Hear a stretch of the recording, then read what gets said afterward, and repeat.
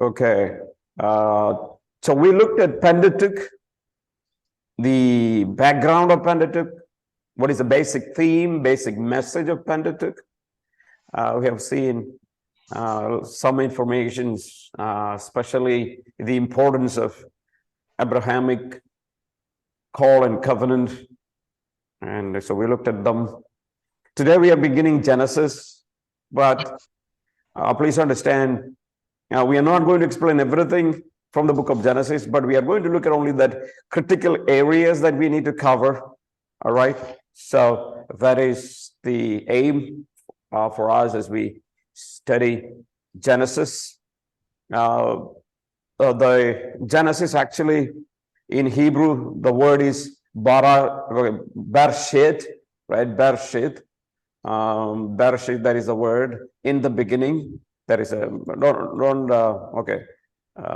actually has come from Barashet, right? But this is actually a little mistake there, Hebrew word. But Bereshit is the word. Bereshit means in the beginning. Bereshit bara, in the beginning created, Elohim, God. So if you look at Genesis chapter 1 in Hebrew, the first word is Bereshit, means in the beginning. And for Hebrew, that is the title for Genesis.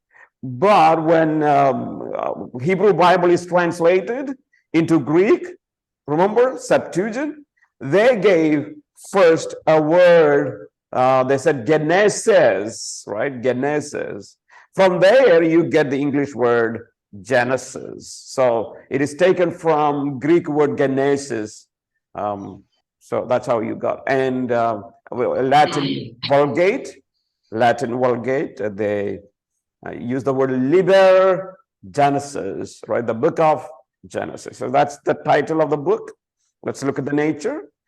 Because of many issues that have been brought forth by form criticism.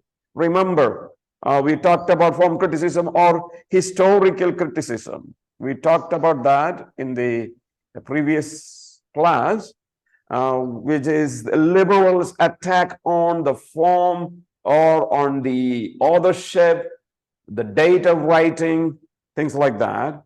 We will initially consider the main genres that have been used to describe the material contained in Genesis. What kind of genres? Remember what is genre? Or some people call it a genre. It is the types of literature. When you study, if you happen to study or take literature in your degree, then you will learn this one, right? For example, prose is a type of literature. It's a genre, or poems or poetry are different, variety, another type.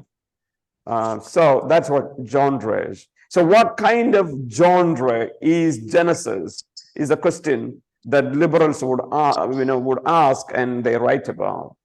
We will consider some of the weaknesses with this approach and conclude with a positive description of the material contained in Genesis. So we are going to look at what they say about Genesis. First of all, the word saga is used. Okay, saga. It is a long. What is saga? It's a long. Okay. Yeah, it is a long prose traditional narrative. That is what the word saga is used for.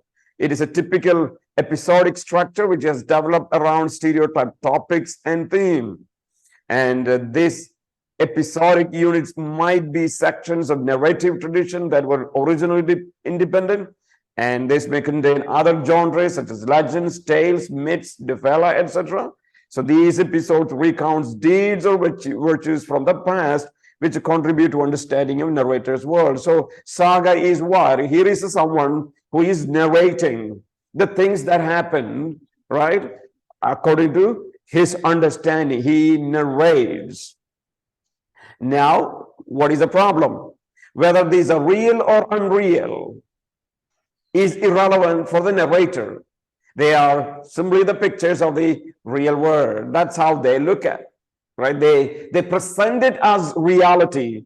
It may be real, may not be real. If a narrator used a myth, he would transform this from the world of the gods to his world, right? So some people said, yeah, Genesis chapter 1 to 11 is the primeval saga, right? He has transformed some of the stories into, into reality, or brought it to reality. And mankind's beginning as a creation account, that is what, they would say. And then there is a flood account or some other account, cosmic destruction, etc. So a family saga is can be found in Genesis chapter 12 to 15 about, history of families. Example from this family saga of an etiological saga, right? The root explains why something is so, is found in Genesis 19, and that is account of Sodom and Gomorrah. So if you happen to learn literature, you might have learned the word saga, right? Saga. So some liberal scholars, they would say Genesis is a saga. It's not really, may not be really what happened. These are combined stories of the past. Could be real, may not be real, right? Okay, I'm getting someone's, sorry, someone's hand is, okay, coming to my screen. Okay, so that's one, the first saga. So these are stories that could be happen, may not be happen, but presenting in a way as if everything is real, right? So there are primeval saga, family saga, various or even you have etiological saga. These are all various types within saga that these people, liberal scholars, would find from Genesis, right? So that's their way of looking at. Second way of looking at Genesis, this also comes from liberals, is that Genesis is a myth. You know what is myth? Mythology, myth. One second. Okay.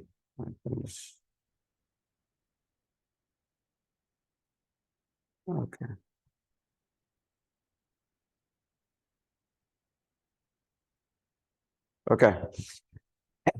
A narrative is a narrative set in a fantasy world, designed to account for the real world by reference to activities of the gods in the divine world.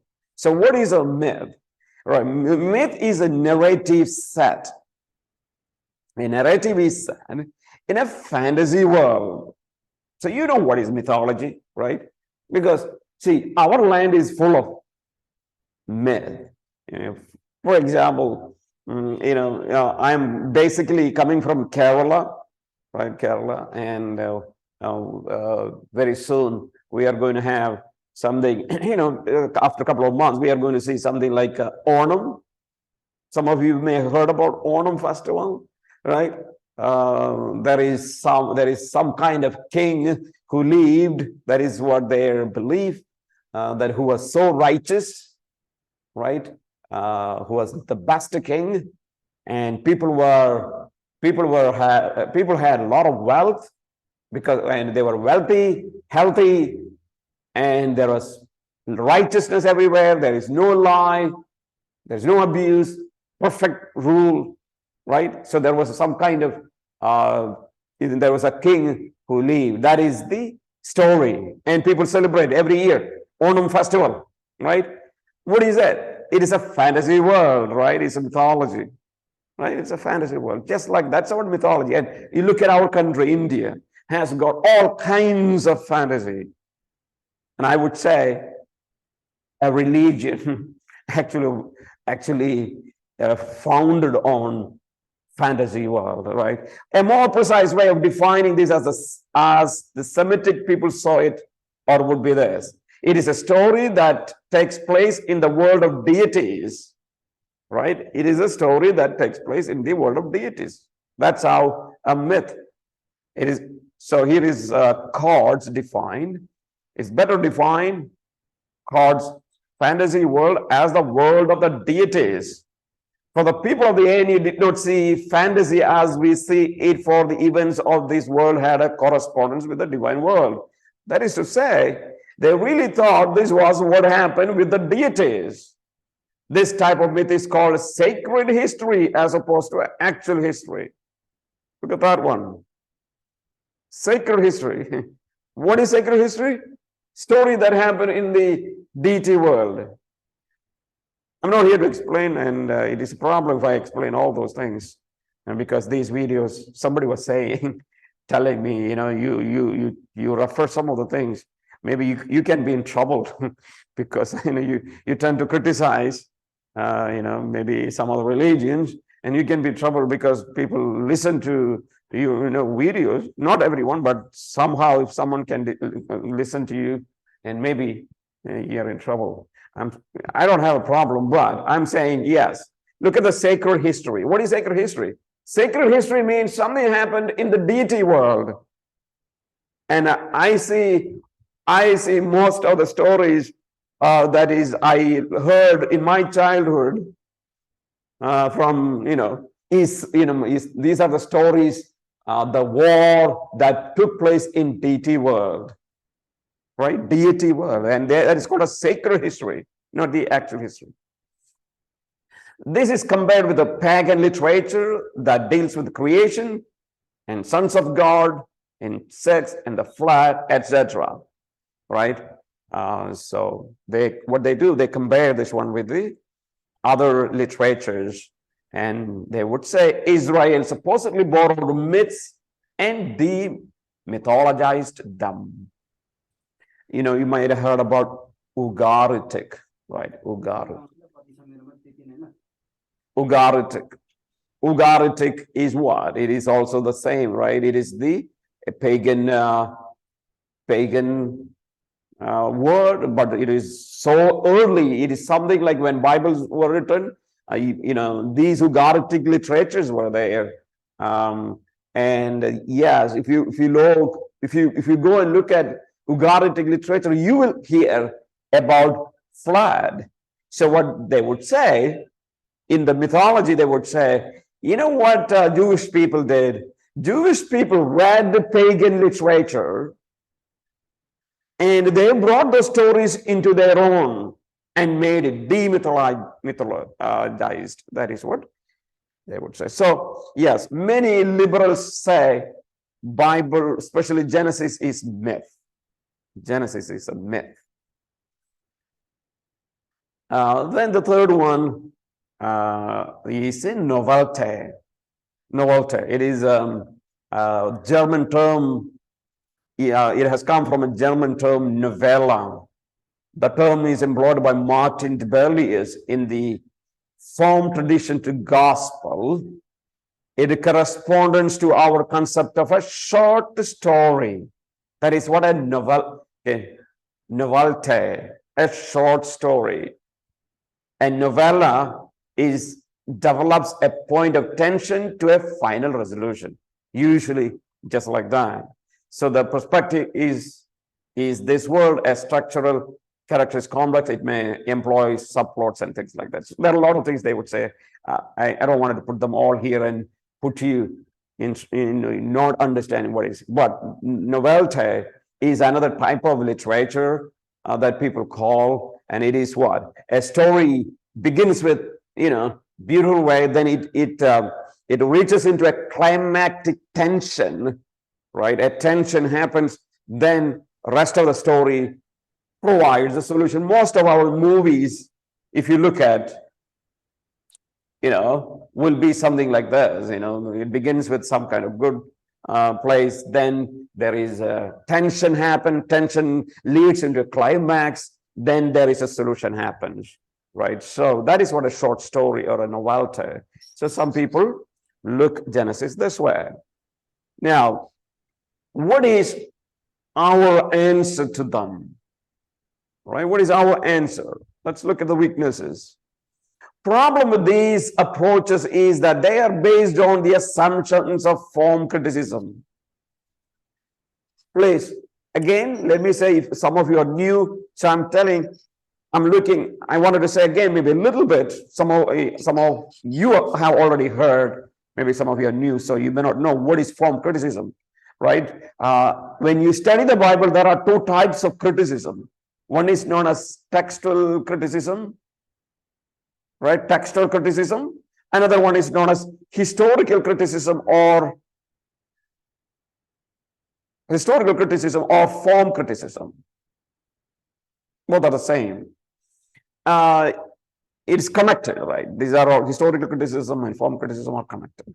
What is textual criticism? Textual criticism is that it is a science that is used to determine whether the text that we have is original or not.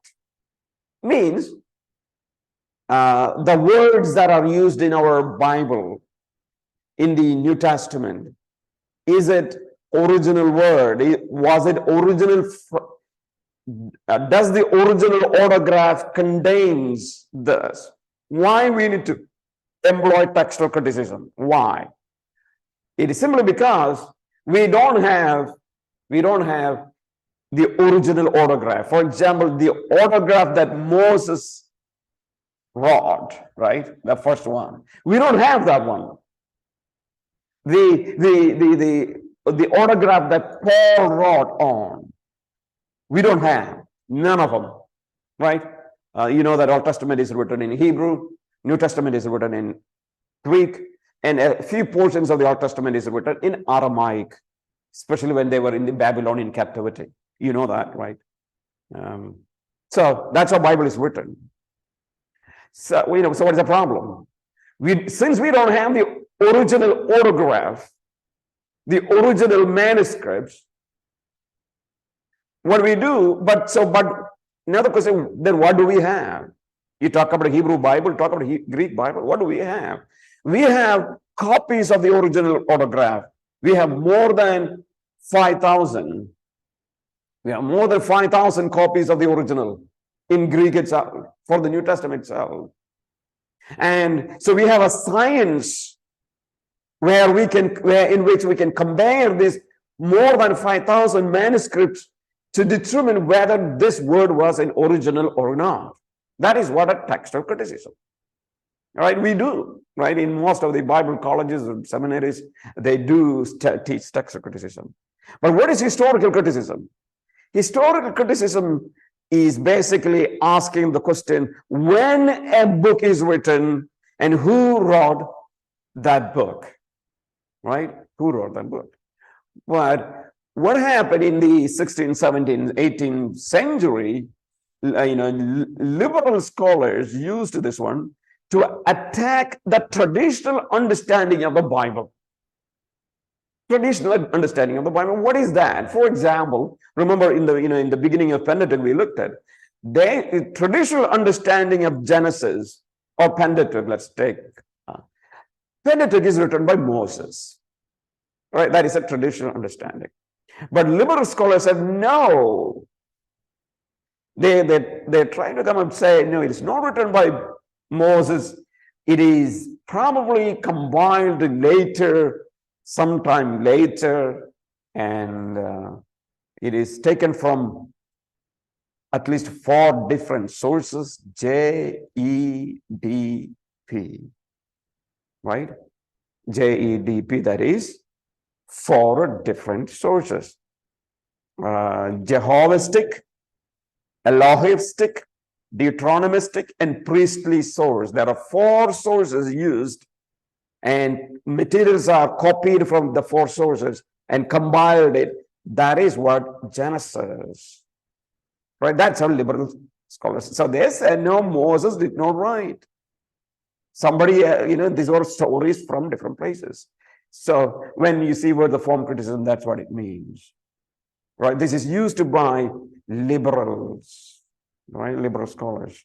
And you know that where the liberals are now, right? Look at Serampore University, then you will know. Or you study in their Bible colleges, then you will know what is liberalism. All right.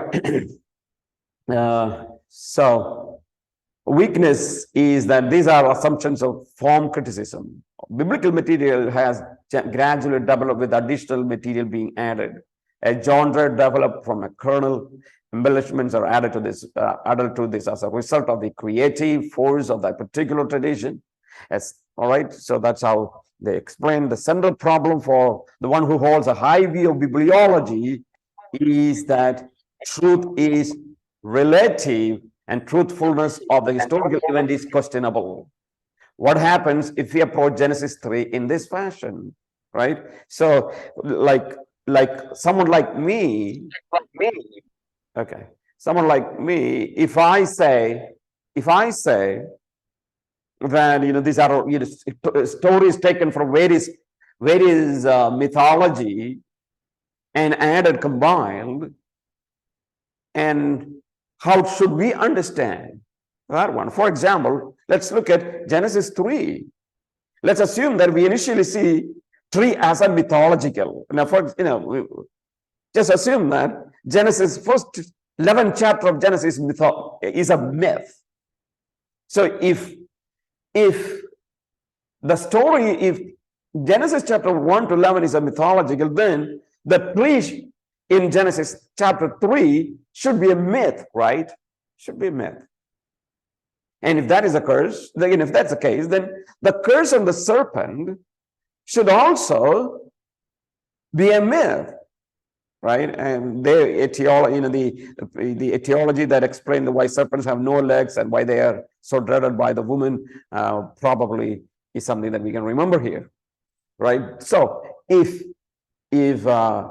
curse on the serpent is then myth, then the fruit of the tree of the knowledge of the good and evil, that should be myth, and Adam also mythological.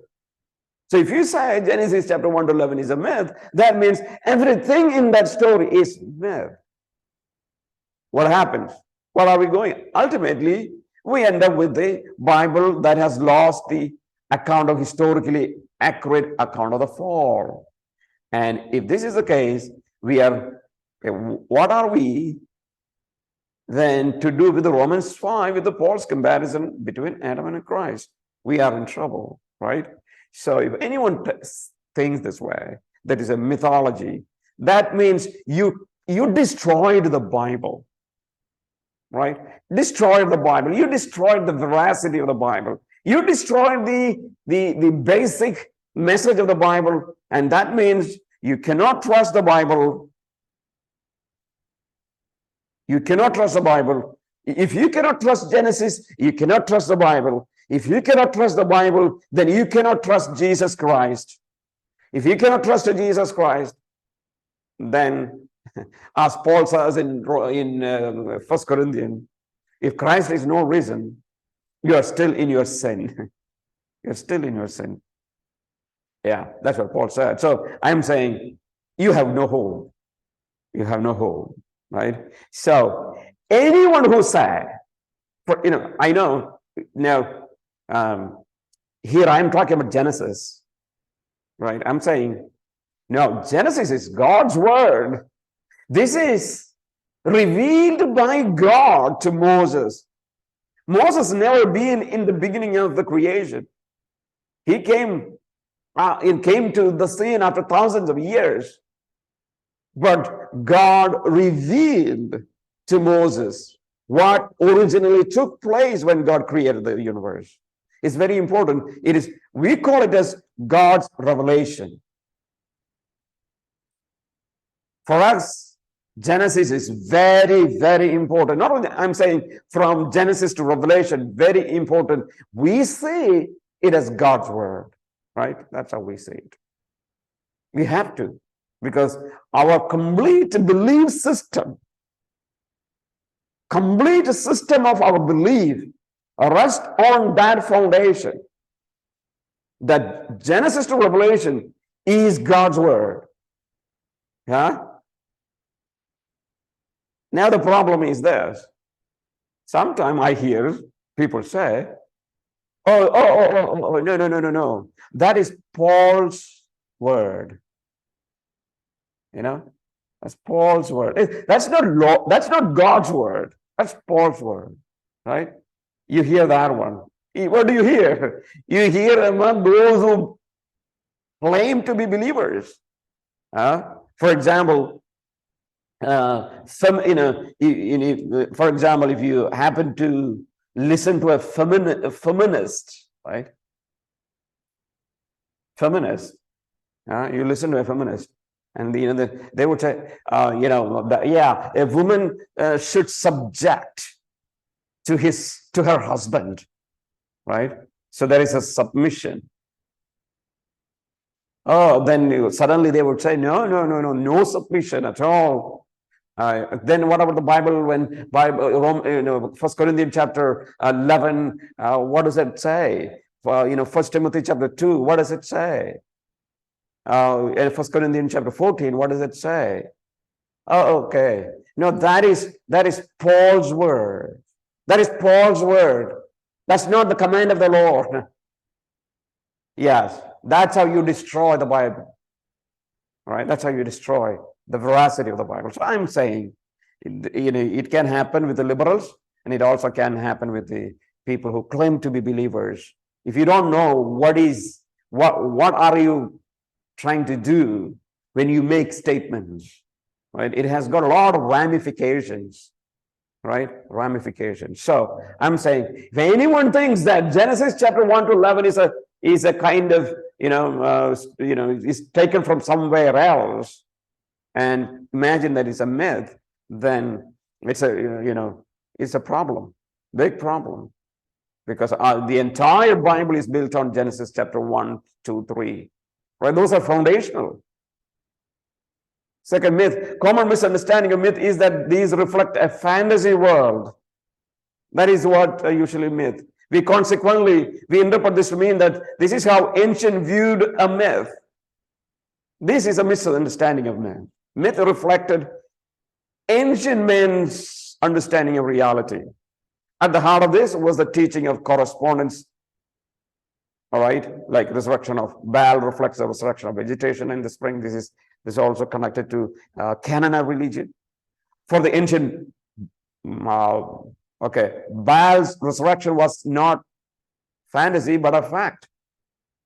Okay, myth was a mindset, totality, worldview. The Hebraic writers of the Old Testament did not see it in this manner at all. Yeah, the explanation that myth is a fantasy world, right? Fantasy world may not be all the time true, because if you really look at the myth, this is, for example, in our culture, we don't look mythology as a fantasy. We don't look at it like that. Why? Our country, we look at myth as something how Ramayana or Bhagavad Gita, how this ancient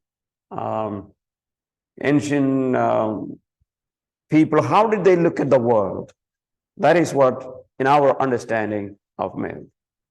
But Hebraic writers did not see the Old Testament in that way at all, right? Therefore, there is no comparison between Israeli literature and other Near Eastern cultures for Israel in this way. There's no point of comparison. Israel always saw God, sovereign God, who brought the world into existence. So I don't think there is a comparison between even myth and the biblical literature. Okay. Now let's look at briefly theological history. Genesis is not a history for the sake of history. That is, it's not simply a recording of a chronicle of events. It is a theological interpretation of selected records from fathers of the Israelites. As such, both the tradition and Moses' interpretation of the traditions are accurate. What has been preserved in Torah is inspired and extends both the tradition and interpretation. And in these, it is these two issues, tradition or historical account and author's interpretation of the tradition, that have assisted the author in shaping his narrative. So when we look at Genesis, don't simply look at Genesis as a historical or recording the history. We cannot even look Genesis in that way.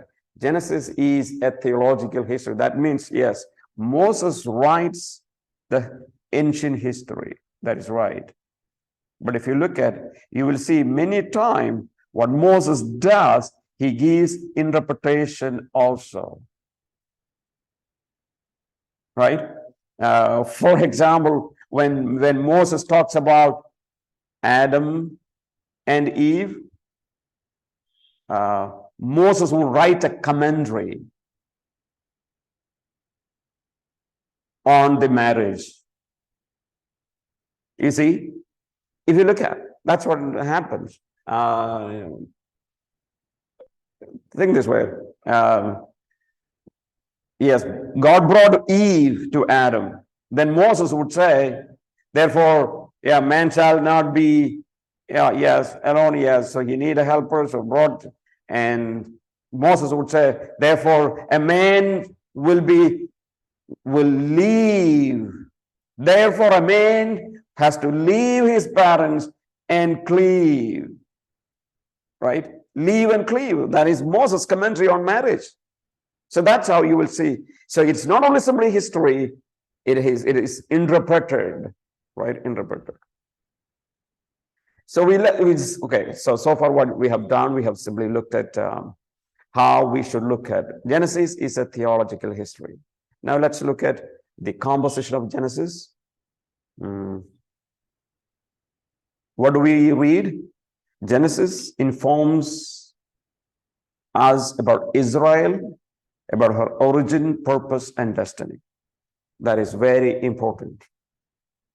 It informs Israel that God brought Abraham. Abraham is a key person in Genesis, right? Very, very important.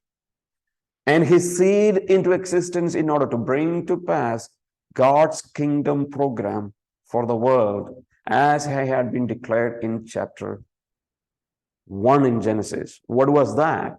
If you look at, God made man in his own image and said, you be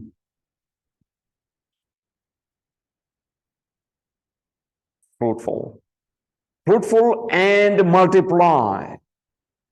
Then God said, rule over, right? Rule over the kingdom, rule over the world as God's vice regent. So what are we looking at Genesis? You are looking at Genesis as that God's initial command in Genesis chapter 1 is going to be fulfilled through Israel, right? Through Israel. That is what you are going to see. Consequently, Genesis provides a theological and historical foundation explaining how God's covenant nation, Israel, is a vehicle for establishing God's kingdom on earth, right? God wants to establish a kingdom.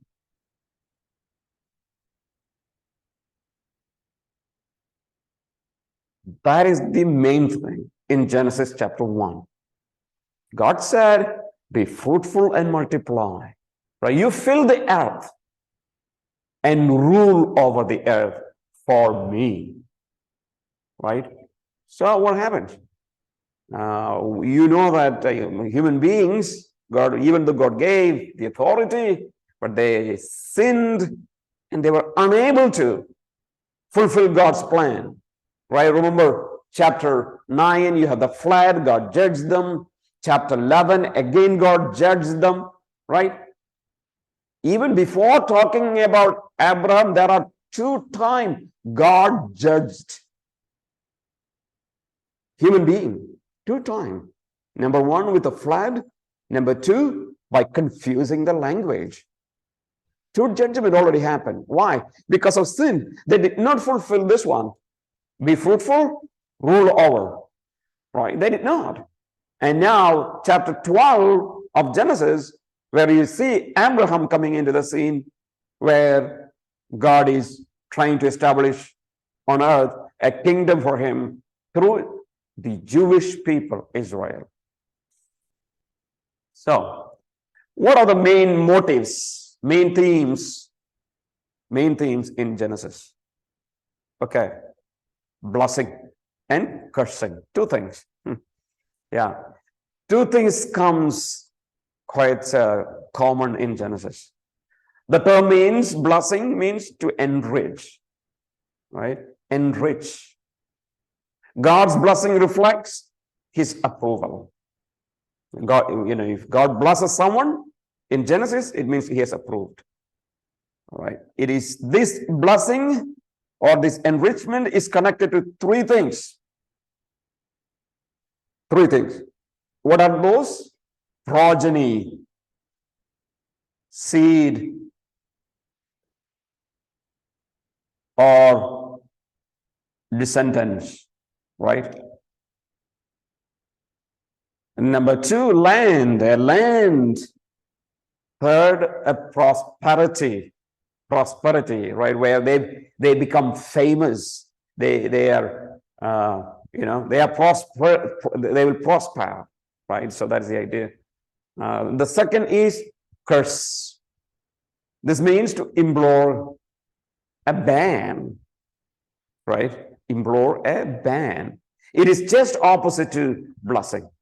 Yes, Genesis chapter 1 to 11 has a strong emphasis on curse. Very strong emphasis. Okay. Now let's look at the structure of Genesis. All right, we have the structure. How we need to divide the book of Genesis. In Hebrew, there is a word known as Toledot. So let me... Toledot. It simply means generations, and some others translate account or history. And it is used to introduce every section in Genesis except first one, because that is not talking about generation, but it simply says in the beginning, right? The first section, Genesis 1 verse 1 to 2 verse 3. Except the first section, rest all the sections, you will see the word Toledot. Toledot is a feminine noun from the Hebrew verb yalad. Yalad.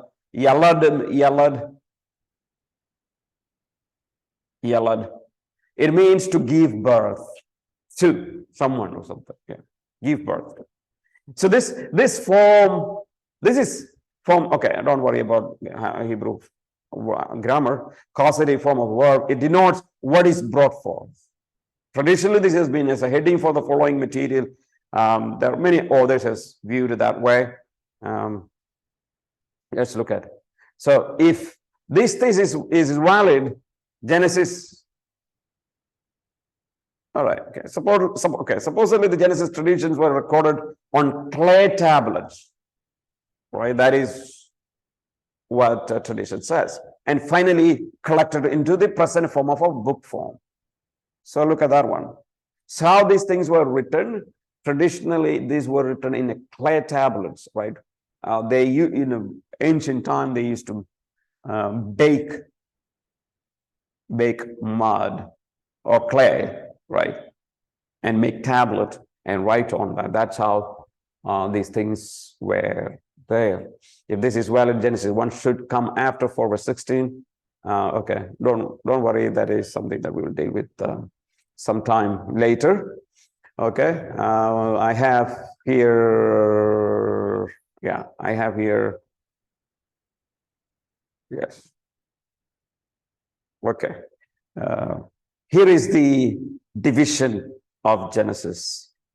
Right? Here is a division of Genesis.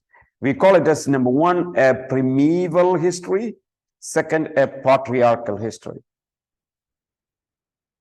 Patriarchal history. The word Toledot, right, is there in all these sections. So you accept the chapter, first section, that is creation. So what do you have? Chapter 1 verse 1 to chapter 2 verse 3, creation account, right? Then chapter 2 verse 4 to chapter 4 verse 26, succession from the creation of the heavens and the earth, right? Succession from the creation of the heavens and the earth. What happened after creation? right? What happened after creation?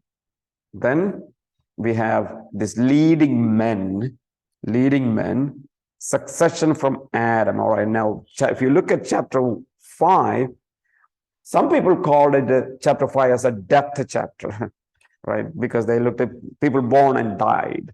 But it's simply chapter 5, verse 1 to chapter 6, verse 8, talks about the descendants of Adam. Descendants of Adam. Then chapter 6 to chapter 9, verse 29, we have the succession from Noah. What happened after Noah came to sin? And that includes even flood. Right?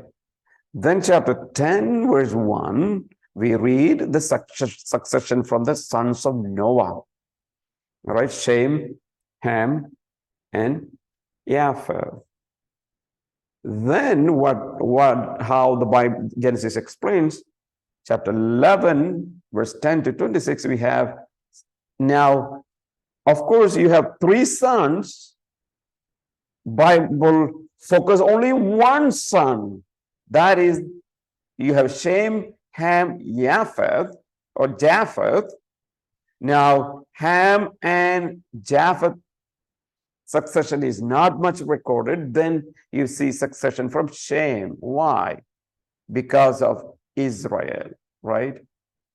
You know, they are called as Shemites or Semitic, right? That's how it goes. Then you have chapter 11, succession from Terah. Who is Terah? You know, father of Abraham. Then chapter 25, you have the succession from Ishmael. Yes, Ishmael is very important figure in Genesis actually. Then you have succession from Isaac, right? Isaac, there where you have Isaac, you know, and his son, right? And so that covers a lot, and all the story, the lot of stories covers chapter 25 to 35. About 10 chapters are given for the succession from Isaac, right? And his son, you know. Then you have chapter 36, succession from Esau, right? Esau, the son. Isaac had 2 sons, Esau and Jacob, right? So what happened with Esau? Esau became father of Edomites, right? Edomites. Then chapter 37, you have succession from Jacob, right? Jacob's sons. So finally, what is Jacob? Now, if you look at Jacob, you read in there, the another name for Jacob is Israel. So what it is doing, Genesis, right? From Adam to Israel, right? That is what Genesis. How it began from Adam, ended up the word Israel. So you know, so that is what you are looking at when you study Genesis, right? Study Genesis. Okay. Now, what else I wanted to say? Yes. So the primeval history, right? Primeval history. That is chapter 1, verse 1 to 11. That means before Abraham. First 11 chapters are known as what? Primeval history, right? Primeval history. That means it includes creation, origin of the universe. Okay, here is the thing. I'm not going to discuss this one. Why? Because these things have been discussed thoroughly in our previous subject. Which one? Biblical creationism. So what are the theories we discussed? Theistic evolutionary theories. I mean, we explained with so much details all of these theories, so I don't have to work here. Remember, framework hypothesis, day-age theory, right? and 24-hour day plus an age theory. So that is, we looked at gap theory and problems. We looked at all of them. And pre-creation chaos theory, we looked at that.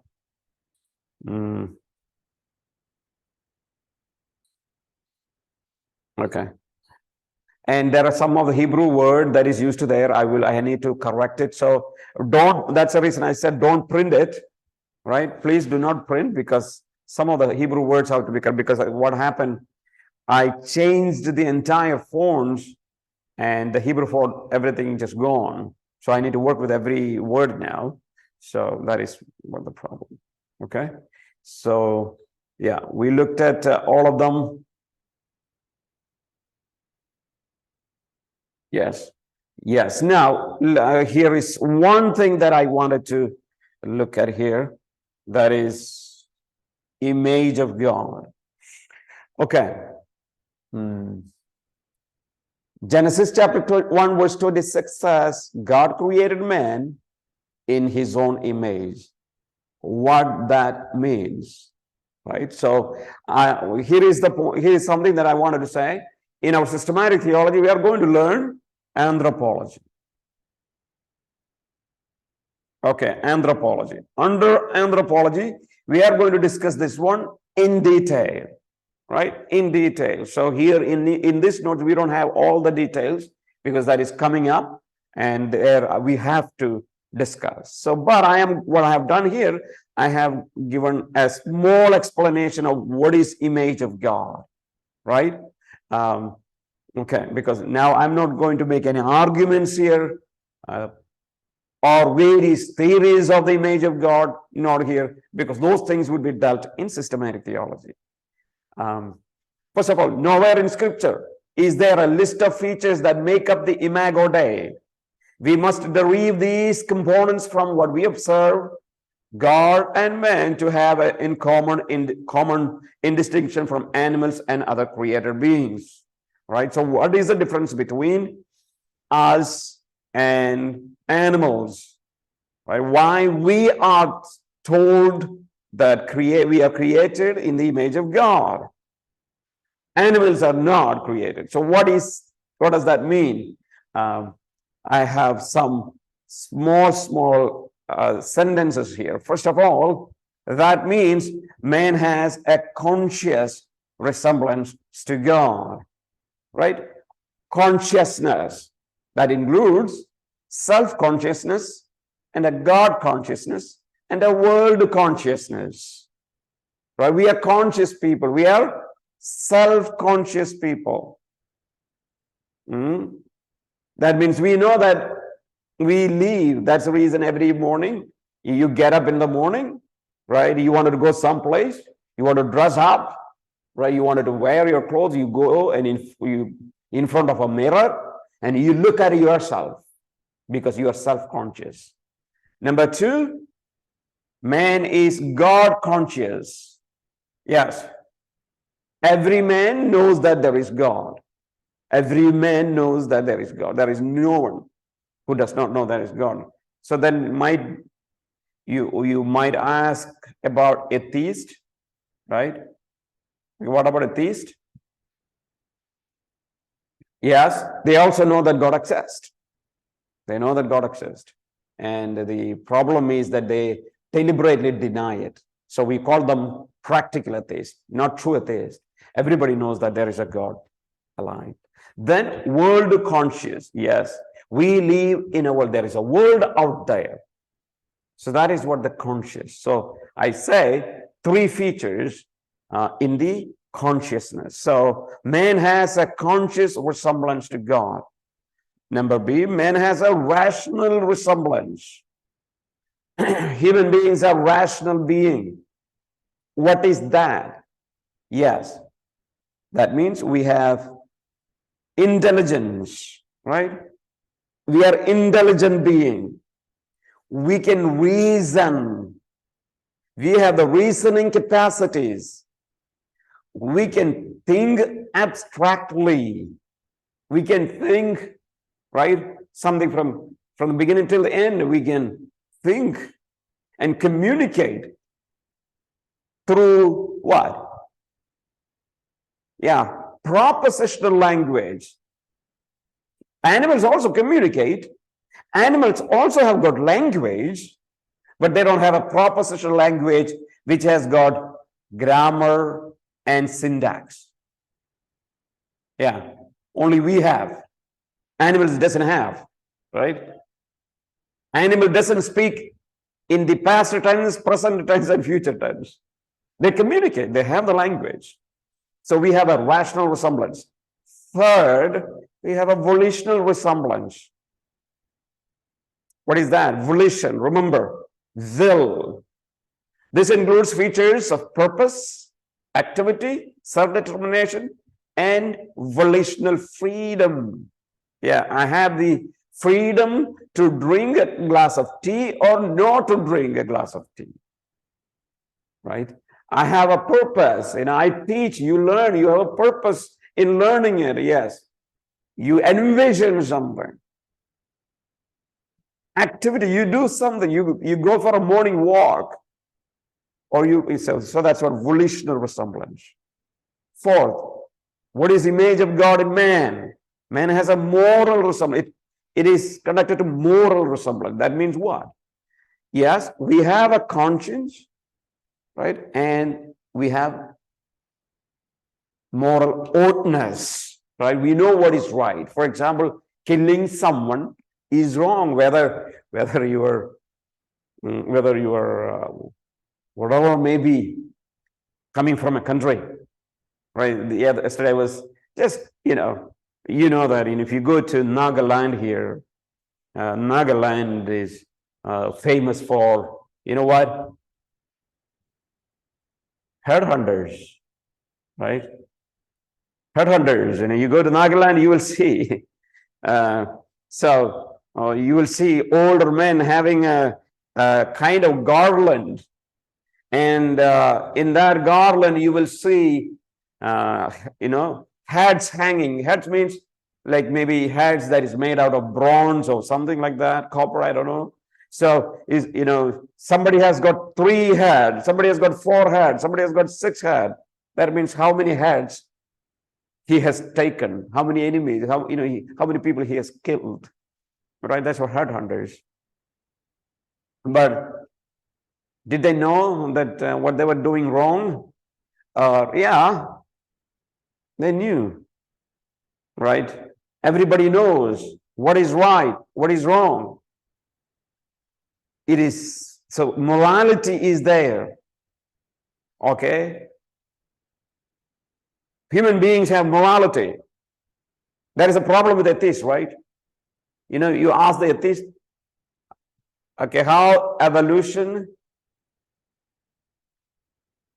can explain morality? No, right? It's hard for them, because if everything is evolved, man came out of monkey, how do you answer for morality? Does monkey has morality? The capacity to separate right and wrong, discern what is right, discern what is wrong? No. It is, so we know that yes, we human beings have, because we are created by God, we have the image of God, because God has it. And we have affective resemblance to God, affection, that includes features of emotion, right?